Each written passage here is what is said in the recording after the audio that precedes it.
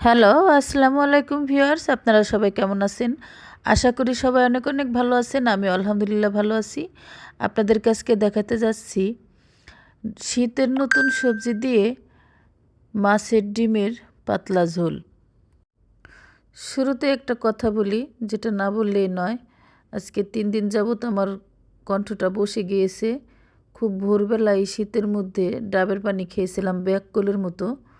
তো সেই ডাবের পানি খেয়েই কণ্ঠটা বসে গিয়েছে। আপনারা একটু কষ্ট করে বুঝে নেবেন। এখন আজকে একটু ঠিক হয়েছে। গতকালকে তো কথা সেরকম একটা বোঝাই যাচ্ছিল না, এরকম অবস্থা।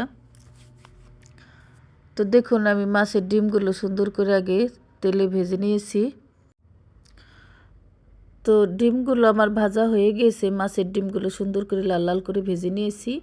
এখন ওই ভেজে রাখা তেলের মধ্যেই দিয়ে দিয়েছি আমি পেঁয়াজ কুচি আর সামান্য একটু পানি, যাতে নিচে পুড়ে না যায়। এখন একটু নেড়েচেড়ে নিয়ে দিয়ে দিয়েছি একটু আদা বাটা, একটু রসুন বাটা, হলুদ গুঁড়ো, লাল মরিচের গুঁড়ো, দিয়ে দিয়েছি স্বাদ মতো নুন। এখন আমি মশলাটাকে সুন্দর করে নেড়েচেড়ে একটু কষিয়ে নেব। যখন এই উপর দিয়ে তেল ছেড়ে দিবে, তখন আমি ফুলকপি আর এই যে নতুন আলু দিয়ে দিয়েছি এর মধ্যে।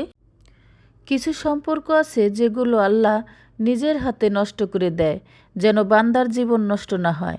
কারণ আল্লাহ হলেন উত্তম পরিকল্পনাকারী।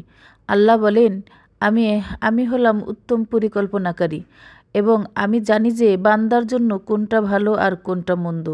আরও বলেন, আমার উপর ভরসা রাখো, আমি আল্লাহ তোমার জন্য এমন কিছু রেখেছি যেটা দেখেই তুমি সন্তুষ্ট হয়ে যাবে। সুবহানাল্লাহ।